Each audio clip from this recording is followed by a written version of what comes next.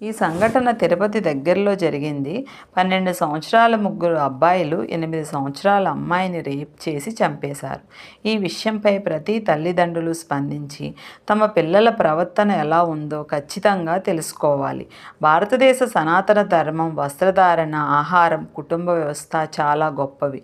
ఇవన్నీ మనం పాటిస్తే మన ఆలోచనలు కూడా బాగుంటాయి. అందుకే అప్పట్లో ఇలాంటి సంఘటనలు మనకు తెలియదు. కానీ మనం ప్రస్తుతం విదేశీ వస్త్రములు, ఆహారములు తీసుకుంటున్నప్పుడు మన ఆలోచనలు కూడా అలాగే మారుతాయి. పిల్లల మనస్సు వికసించే పువ్వు వలె సున్నితమైంది. కాబట్టి తల్లిదండ్రులు సున్నితంగానే చెప్పాలి. వాళ్ళకు కావాల్సిన ఆహారం, చదువుతో పాటు సమాజంలో వాళ్ళు ఎలా ఉండాలి, అక్క చెల్లెళ్ళు, అన్నదమ్ములు, స్నేహితులతో ఎలా మెలగాలి కూడా నేర్పించాలి. ఆడపిల్లలకి 9 సంవత్సరముల నుండి, మగపిల్లలకి 10, 11 సంవత్సరముల నుండి ప్యూబర్టీ చేంజెస్ జరుగుతాయి. అంటే వాళ్ళలో హార్మోన్స్ అన్నవి మార్పు చెందుతూ ఉంటాయి. అలాంటప్పుడు వాళ్ళలో చాలా మార్పు వస్తుంది.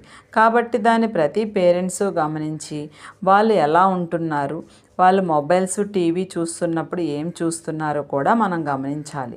కొందరు పిల్లలైతే చాలా మానసిక ఒత్తిడికి కూడా గురవుతారు. అలాంటప్పుడు ఇలాంటి సంఘటనలు చాలా జరుగుతాయి. ప్రతి పిల్లలకి గుడ్ టచ్ అంటే ఏంటి, బ్యాడ్ టచ్ అంటే ఏంటి అన్నది ఖచ్చితంగా నేర్పించాలి. ఇది ప్రతి పేరెంట్స్ యొక్క బాధ్యత.